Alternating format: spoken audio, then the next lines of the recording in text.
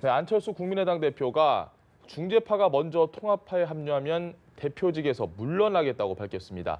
자, 이와 함께 이번 달 4일 일요일로 예정됐던 바른정당과의 통합 전당대회는 전격 취소했습니다. 이명박 전 대통령이 평창올림픽 개막식에 참석하겠다고 밝힌 가운데 검찰의 다스 수사에도 속도를 내고 있습니다.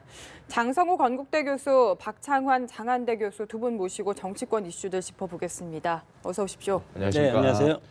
박 교수님, 안철수 대표가 원래 전대가 이번 주 일요일인데 이걸 또 전격 취소를 하고 전당원 투표라는 걸 얘기를 했습니다. 상당히 좀 왔다 갔다 하는 것 같아요. 설명을 좀 해주셔야 될 것 같아요. 네, 애초에 전당원 투표가 한 번 있었죠. 예. 그러니까 이제 당내에서 안철수 대표에 대해서 사퇴하라 이런 불신, 얘기가 예. 있으니까 일종의 불신임이었죠. 이거를 돌파하기 위해서 전당원 투표를 했습니다. 이제 보이콧, 그러니까 통합에 반대하는 측에서 보이콧을 했었고요. 네. 하지만 이제 일단 통합을 찬성하는 측의 지지를 가지고 70%가 넘는 그런 투표율로 일단은 불신 투표를 통과를 했는데 예. 이후에 이제 통합을 하려면 이제 전당대회를 치러야 됐었어요. 예. 근데 이 전당대회를 준비하는 과정에서 지금 이제 민평당이죠. 그러니까 이제 반대파에서 또 당을 지금 만드는데 예. 여기에 발기인의 명단을 옮긴 대표 당원이 1000여 명이 된 겁니다. 예. 그러니까 소위 말하면 이중당적이 되는 거죠. 그럼 이분들을 빼고 전당대회를 치러야 되는데 예. 시기적으로도 문제고 그렇게 하면 인원 구성 자체가 되지를 않습니다. 예. 그래서 4일로 예정됐던 전당대회를 결국은 이제 포기할 수밖에 없는 상황이 됐는데 예. 그렇게 되면 이제 통합이 물 건너갈 수밖에 없는 거지 않습니까? 예. 그러니까 이거를 이제 우회하기 위해서 당의 헌법이라고 할 수 있는 당원 당규를 또 바꾸는 겁니다. 예. 바꿔서 전당원 투표, 그러니까 우리로 따지면 국민 투표죠. 그러니까 전당원 투표를 통해서 통합의 의결을 하고 예. 이거를 소위 당무위원회에서, 그러니까 중앙위원회죠. 당 예. 중앙위원회에서 이거를 갖다가 통과시키면은, 그러니까 일종의 이제 당의 해산과 통합에 대한 절차를 갖다가 헌법을 바꿔가지고 예. 소위 전당대회 치르지 않고도 통합할 수 있는 방법을 만든 겁니다. 그러다 보니까 아무래도 이제 전당대회를 치르지 않는다. 예. 명분이 이제 좀 약할 수밖에 없잖아요. 예, 예. 통합 반대파나 또 중재파나 이 모두에서 반발이 지금 나오고 있는데 이 중재파에서 이제 그동안에 안철수 대표가 사퇴하면 예. 자기네들도 통합 대열에 참여하겠다 이렇게 얘기를 했는데 안철수 대표가 일단 명분 전당대회를 치를 수 없기 때문에 예. 명분이 좀 약해졌어요. 그러다 보니까 중재파가 합류하면 그럼 자기 사퇴하겠다 이렇게 또 역제안을 하는, 그래서 뭐 매일매일 이건 무슨 뭐 정치 코미디를 보는 듯한 그런 예. 느낌이 듭니다. 이게 반대파에서 주장하는 게 꼼수다 이렇게 얘기를 했는데 사실 이해가 안 되는 부분이 전대를 하려고 했는데 안 됐다. 그래서 갑자기 전당원 투표를 또 한다고 했는데 그러니까 당원 당규를 바꿔야 되잖아요. 당원 당규라는 거는 이렇게 그냥 쉽게 바꿀 수 있는 겁니까? 저는 그게 좀 궁금하거든요. 바꿀 수는 있는 거죠. 민주주의는 결국은 수로 하는 거기 때문에. 예. 그러나 질서 있는 정당의 모습으로서는 이것은 정말 있을 수 없는 예. 여러 가지 갈팡질팡, 뭐 반대파에서 얘기하는 편법 예. 이런 것들과 아주 뭐 정확하게 표현을 한 것 같다고 저는 생각이 들고 당헌 당규라든가 예. 우리 국가로 말하면 헌법은 국민 투표를 통해서 물론 제정이 되지만 예. 이것을 바꾸면 그 바꾼 사람은 이거에 대해서 적용을 하지 않는 것이 법적인 통례 아니겠습니까? 예. 마찬가지입니다. 민주적인 정당이라면 당헌 당규를 통해서 물론 당무위라든가 여러 가지 절차에서 개정을 할 수 있지만 예. 그때그때 개정해서 바로바로 적용을 하면 이것이 무슨 법입니까? 이것은 민주적인 어떤 법 정신에서 저는 어긋난다고 보고 예. 과연 이런 것이 새 정치인가? 이렇게 해서 저는 안철수 대표에 대해서 또 한 번 실망을 하게 되고 이제라도 기존에 창당할 때 이 법 당헌 당규 자체를 안철수 대표가 만들지 않았습니까? 예. 그러면 최소한도로 그 당헌 당규에 따라서 합당을 하든 해산을 하든 그리고 뭐 또 다른 어떤 당의 진로가 바뀌든 예. 그 절차에 따라서 하는 것이 옳지. 무슨 하다가 보면 안 되니까 전당대회도 취소하고 또 뭐 가장 민주적이라고 할 수 있는 전당원 28만 명한테 우리 묻겠다. 전당원한테 묻는 것이 가장 효율적이지만 이것은 오히려 주류에 가장 유리한 것이 전당 투표 아니겠습니까? 이런 상황에서 기존에 있는 당헌 당규를 바꿔서 하는 것은 민주적인 법 정신에도 어긋나기 때문에 이런 것은 저는 하지 않아야 된다고 봅니다. 알겠습니다. 네, 그리고 교수님 조금 전에 언급해 주셨는데 이 중재파의 역제안한 내용 어떻게 생각하시는지도 궁금하고 중재파가 또 받아들일지도 궁금하거든요. 네, 일단은 뭐 중재파에서는 일단 사퇴하면 안철수 대표가 사퇴하면 예. 합류하겠다 그랬는데 안철수 대표는 거꾸로 이걸 또 뒤집었어요. 합류하면 사퇴하겠다 이렇게 얘기를 했습니다. 그것도 이제 통합을 마치고 사퇴하겠다라는 거거든요. 결국은 사퇴하지 않는 겁니다. 예. 이러다 보니까 지금 중재파가 좀 고심에 빠졌어요. 지금 중재파가 한 7명 정도 됩니다. 그리고 중재파와 함께 단체 행동을 하겠다고 그랬는데 그 네. 인원이 또 2명이 더 있어요. 그러니까 총 9명이 지금 이제 움직이는 건데 예. 지금 이 9명이 과연 이제 다 결국은 지금 통합으로 가느냐 아니면 통합 반대로 가느냐 예. 또는 이제 무소속으로 남느냐 이런 상황이 되고 있습니다. 지금 중재파 들리는 얘기로는 예. 안철수 대표의 이런 그 반응에 좀 떨떠름하다. 이게 무슨 뭐 당 해산 이미 통합된다는 건 당이 해산됐는데 예. 그럼 당 대표가 없는 거 아닙니까? 예. 그 다음에 사퇴하는 게 무슨 의미가 있냐 이렇게 이제 지금 받아들이고 있는 거예요. 그래서 일부는 물론 뭐 단체 행동을 한다고 했는데. 예. 일부 한 3-4명 정도는 민평당으로 가고 또 나머지는 뭐 그중에 일부는 또 통합당으로 가고 예. 또 나머지 일부는 무소속으로 남고 이렇게 각자 도생의 길로 가지 않겠느냐. 이게 지금 국민의당 내부에서 중재파를 바라보는 시각입니다. 알겠습니다.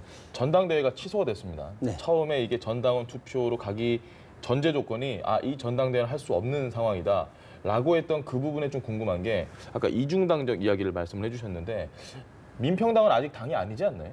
공식적인 당이 아니기 때문에 당적을 가져도 이게 이중당적 문제가 아닐 수도 있다라는 이야기를 하던데 그에 대해서는 어떻게 보십니까? 그런데 이제 오늘 그 이제 창당 준비위원회가 발족이 되고 창당 예. 선언문도 하고 예. 그리고 5개 시도당을 오늘 창당을 하지 않습니까? 예. 이렇게 되면은 이렇게 해서 등록만 하면 바로 정당의 그런 기능이 예. 다시 이제 정당의 기능이 발생을 하기 때문에 그러면 이중당적이 바로 됩니다. 그렇기 때문에 이중당적이 되면은 전대가 무효가 되지 않습니까? 예. 이것은 어차피 법적으로 정당법상 위법 사항이 되기 때문에 상당히 중요한 부분이고 이것이 법적인 논란은 되면 이 합당에 대한 정당성 문제도 예. 상당히 크게 훼손이 되기 때문에 주류 측에서 이것을 밀어붙이기는 상당히 어려운 그런 판단을 해서 지금 우회도로로 갈 수밖에 없는 우회도로로 가지만 우회도로로 가는 것도 상당히 지금 비판하고 꼼수라는 그런 어떤 뭐라고 하면 편법이라는 예, 예. 그런 비판을 많이 받지 않습니까? 이래저래 안철수 대표는 상처뿐인 영광을 안을 수밖에 없는 그런 정치적인 저는 실현기에 또다시 들어가고 있다고 봅니다. 알겠습니다. 첨언을 드리면은 예. 창당 준비위원회가 꾸려지게 되면은요 예. 이게 법적인 효력을 갖습니다. 바로 당의 효력을 정당 갖- 등록으로 뭐 공식 제기 이전에 그런 그 법인을 만들기 위한 그러니까 당이라고 하는 걸 만들기 위한 준비위원회이기 때문에 이제 법적 효력을 갖고 그렇기 때문에 이중당적으로 이제 분류가 되는 겁니다. 알겠습니다. 중재파 의원들이 지금 사실 어느 쪽으로 붙느냐, 어느 쪽으로 가느냐에 따라서 이게 상당히 파장이 클 수가 있잖아요. 원내 교섭단체가 되느냐 안 되느냐 문제도 있고 심지어 통합신당 같은 경우에 너무 의석수가 많이 쪼그라드는 경우가 생기는데 유승민 대표는 어떤 생각을 할까요? 이게 좀 가장 관심이 많은 사람이 유승민 대표일 것 같습니다. 유승민 대표는 지금 참 안타깝다 이런 반응을 보이고 있어요. 예. 그러니까 안철수 대표에게 합의 이혼해라. 그러니까 예. 이렇게 분란을 일으키는 것 자체가 앞으로 우리 길에 먹구름이 끼니 합의 이혼해라 그러는데 안철수 대표로서는 이미 들어선 길이거든요. 지금 예. 와가지고 합의 이혼한다고 할 수는 없는 상황입니다. 사실 늦을 때가 제일 빠른 건데 안철수 대표는 이제 그렇게 생각하지 않은 것 같아요. 예. 유승민 대표는 일단은 뭐 지켜보는 수밖에 없는 상황이 됐습니다. 근데 유승민 대표야 물론 뭐 많이 합류하면 좋겠지만 예. 지금 보니까 9명이 단체 행동한다고 하는데 단체 행동할 것 같지가 않아요. 그러니까 지금 민평당이 지역구 의원만 14명입니다. 합의 의원 안 하면은 이제 비례대표가 참여를 못 하니까 예. 14명인데 그럼 6명이 더 와야지 이제 민평당 소위 잔류파가 예. 교섭단체가 되거든요. 예. 근데 아까 말씀드렸지만 9명 중에 6명이 갈 가능성은 없어 보이고요. 예. 그럼 이제 3-4명인데 그럼 나머지 중에 일부가 다 합류하느냐 예. 아니면은 무소속으로 일부 남느냐 이런 문제예요. 근데 유승민 대표가 속으로는 지금 상당히 못마땅해하는 것 같아요. 그 몇 명 더 오고 안 오고가 지금 소위 그 제3 세력으로서 예. 보수와 혁신, 그러니까 합쳐져서 중도의 어떤 새로운 정치를 보여주겠다고 했는데 이게 출발 자체가 지저분하다 보니까 예. 미래가 보이지 않는 겁니다. 그러니까 지금 유승민 대표로서는 안철수 대표와 함께 어쨌든 이걸 정면 돌파할 수밖에 없는데 참 안타깝다 이런 말만 계속 되풀이하고 있는 상황이에요. 알겠습니다. 제가 이제 여기에 대해서 조금 더 이제 다른 해석을 해보면 예. 이번 이 합당 과정에서 최대 수혜자는 저는 유승민 대표라고 봅니다. 난파선의 파산 직전의 정당이지 않았습니까? 그렇죠. 여기서 안철수 국민의당이 손을 내밀어서 손을 잡지 않았으면 그러면 유승민 대표 입장에서는 당을 더 이상 끌고 갈 수가 없는 그런 상황으로 전개될 가능성이 상당히 컸다고 봅니다. 네, 좀 이슈를 바꿔서요. 이명박 전 대통령이 문재인 대통령의 평창올림픽 초청장을 이제 받아 들었습니다. 참가하겠다고 답을 했는데 한 2년 3개월 정도 만에 다시 만나게 되는 거거든요. 어떤 그림이 그려질 거라고 좀 예상을 해볼 수 있을까요? 어색하죠. 어색할 것 같습니다. 지금 이제 이명박 전 대통령에 대해서 아주 뭐 다각도로 검찰 조사가 네. 이루어지고 있는 상황이에요. 근데 그건 그거고 또 평창 올림픽은요. 우리가 전 세계에 보여지는 모습 아니겠습니까? 그래도 이제 전직 국가 원수들 중에 그나마 지금 전직 대통령은 지금 감옥에 있는 상황입니다. 네. 그리고 나머지 분들 뭐 전두환, 노태우 같은 경우에는 뭐 이미 이제 사실 감옥에 갔다 온 경험도 있고 얼굴을 내밀 수 있는 상황이 아니죠. 그럼 결국은 나올 수 있는 사람이 이명박 전 대통령밖에 없어요. 네. 근데 이분마저도 참여하지 않는다. 그럼 이거는 국가적인 사실 망신이거든요. 예. 그래서 그런 점에서 수사와 별개로 전직 수반으로서 국가 수반으로서 그런 전 세계에 보여지는 모습은 저는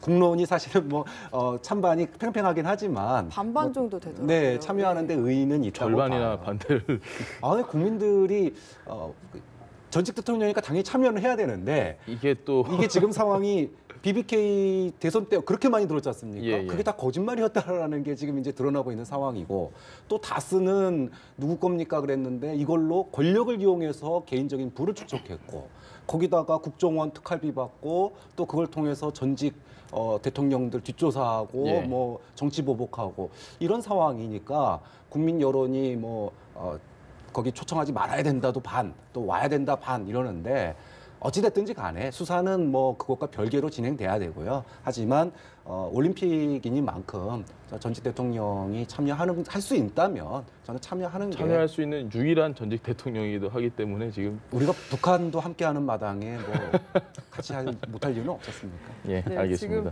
말씀하신 대로 지금 초청할 수 있는 유일한 전직 대통령이라는 점도 좀 씁쓸한 점이 아닐까 싶은데 어떻게 좀 보고 계신가요, 교수님?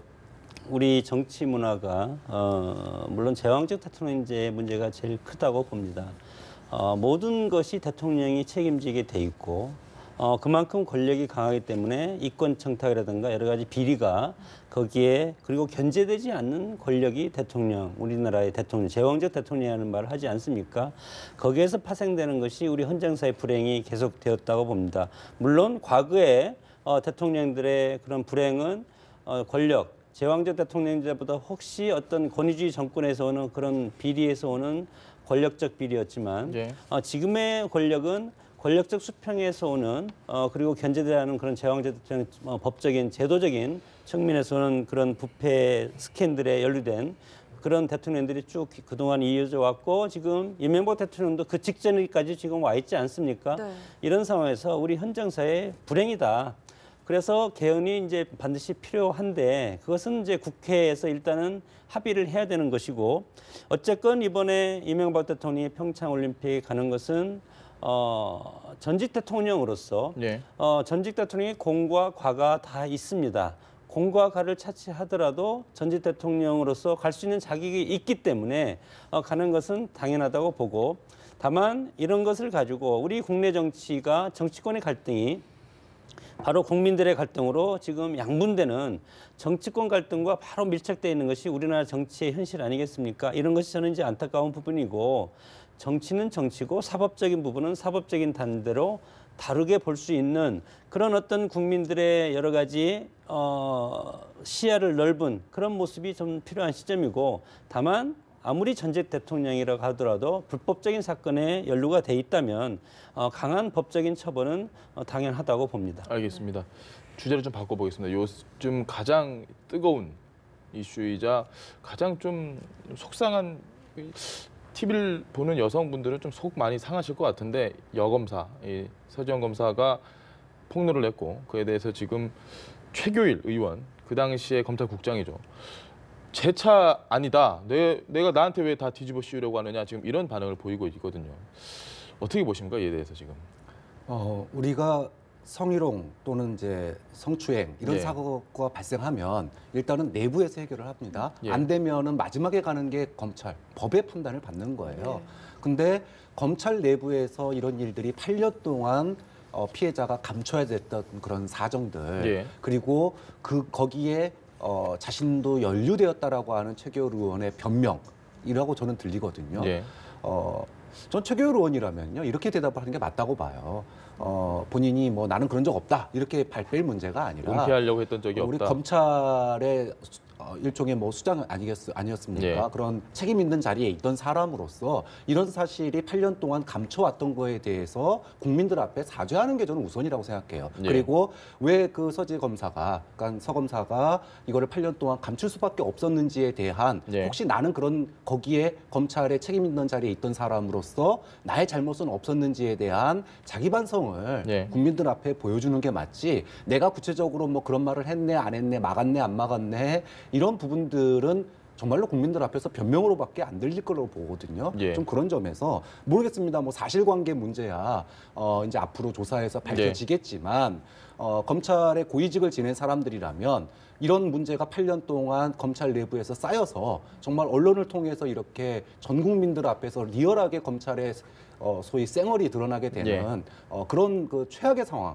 작년에 검찰에 대한 국민들의 실망이 얼마나 컸습니까? 국정농단 수사에서. 네. 근데 그 이면에 또 다른 또 이 여성에 대한 차별과 성희롱 이런 부분들이 있었다라고 하는 그리고 그걸 조직적으로 덮어왔다라고 하는 부분에 대해서 저는 검찰의 당시에 책임 있는 자리에 있던 사람들이 반성이 우선이지 뭐 회피가 예. 먼저 돼서는 안 된다라고 봅니다. 알겠습니다. 네, 일단 대규모 진상조사단이 꾸려졌는데 뭔가 이런 검찰 내 뿌리 깊은 성추행 문제가 해결이 될 수 있을지 좀 의문이 드는 것도 사실이거든요. 어떻게 예상하십니까? 뭐 일단은 뭐 대규모 진상 조사를 꾸려서 발표를 한다고 하더라도 저는 근본적인 문제라고 봅니다. 어떤 문화라는 것이 하루아침에 바뀔 수가 없는 것이고 물론 뭐 과거에는 힘과 이성이 앞서는 그런 세대이기 때문에 남성 우위의 시대고 폭력이 난무한 시대가 20세기인데 21세기는 4차 산업혁명도 시작되고 정보화 시대가 도래되면서 3F 시대라고 하지 않습니까? 예.